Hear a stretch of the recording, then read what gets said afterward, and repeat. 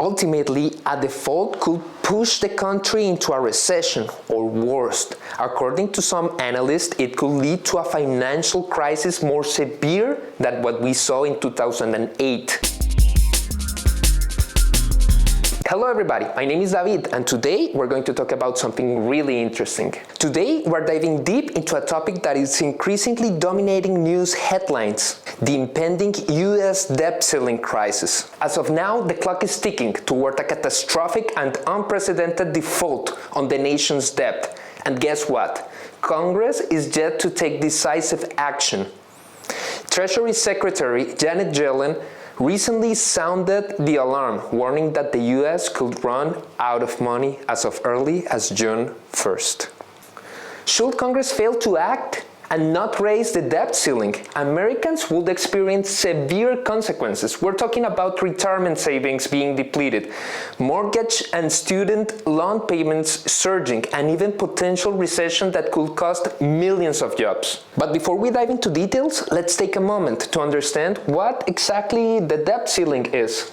You see, the government spends more money than it takes in. It's done this off and on since the country was founded, but now it's doing it more than ever. In each of the past 4 years, it has spent over $1 trillion more than it took in.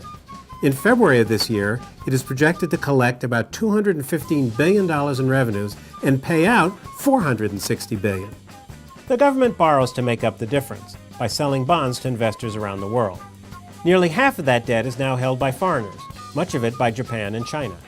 Each month that the government spends more than it brings in, that is, each month that the government runs a deficit, it has to borrow. The sum of all this borrowing is the federal debt. It's been growing, both in dollars and measured against the size of the economy. Until World War I, Congress had to vote each time the Treasury needed to borrow money. To give the Treasury more flexibility, Congress switched to setting a ceiling on the debt in 1917. When the debt bumps up against that limit, Congress, often with a lot of shouting and bargaining, votes to lift the ceiling. Every so often, Congress has to ask itself permission to pay America's bills, and roughly half of it usually doesn't want to. It's a complex political game with real-world implications that could affect us all. Now, let's take a step back and look at why the US relies so heavily on debt. The federal government regularly spends more than it raises in taxes. To cover that cost, the Treasury Department borrows cash by auctioning bonds. This is why the government debt pile exceeds 31 trillion. Yes, you heard it right, 31 trillion with T. The debt ceiling was introduced back in 1917 to encourage the government to slow its borrowing when this limit is reached. It forces one of two outcomes. The first one is that the Congress can just raise the ceiling. And the second one is unthinkable: just default and not pay its debt. Over the past 50 years, the government has raised it dozens of times. It's not hard to understand why. Defaulting on government debt could drag the country into an economic recession.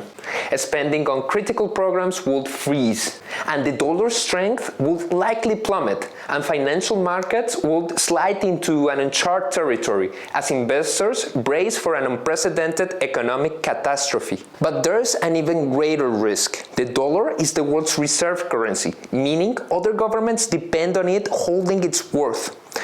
A default on US government debt would dramatically shake that confidence. The dollar's value could plummet and markets would see an alternative. The US has managed to avoid this for as long as the debt ceiling has existed. But as it has steadily climbed higher, it served more as a political weapon than a true threshold. Democrats and Republicans have both spared over raising the ceiling, and their latest dispute is no different. So where are we today, and how did we get here? Let's break it down. The last time the debt ceiling was suspended was in July 2021, under President Biden's administration. This suspension lasted until August 1st, 2022. From then, the Treasury began deploying extraordinary measures to keep the government funded without breaching the debt limit. However, these extraordinary measures are not unlimited. In fact, they are estimated to run dry before June 1st, 2023, and that's where we find ourselves today. You might be wondering, why can't the Congress just raise the debt ceiling again? It has done so many times in the past, after all. The answer, as with so many things in Washington, boils down to politics. Raising or suspending the debt ceiling has become a political game, with each side attempting to use the situation to their advantage. The Democrats argue that the debt ceiling should be raised to cover the spending that both parties have already agreed upon, while the Republicans argue that the government should cut back on its spending. This impasse is what is causing the current crisis. So, yeah, what happens if the debt ceiling isn't raised and the US defaults on its debt? First, the government will have to cut spending by about 40% immediately. That could mean halting payments on everything, from social security and military paychecks to interest on the debt itself.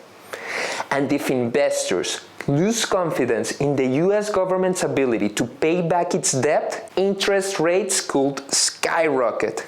Ultimately, a default could push the country into a recession, or worse. According to some analysts, it could lead to a financial crisis more severe than what we saw in 2008. The fate of the US economy in many ways now hangs in the balance of the debt ceiling decision.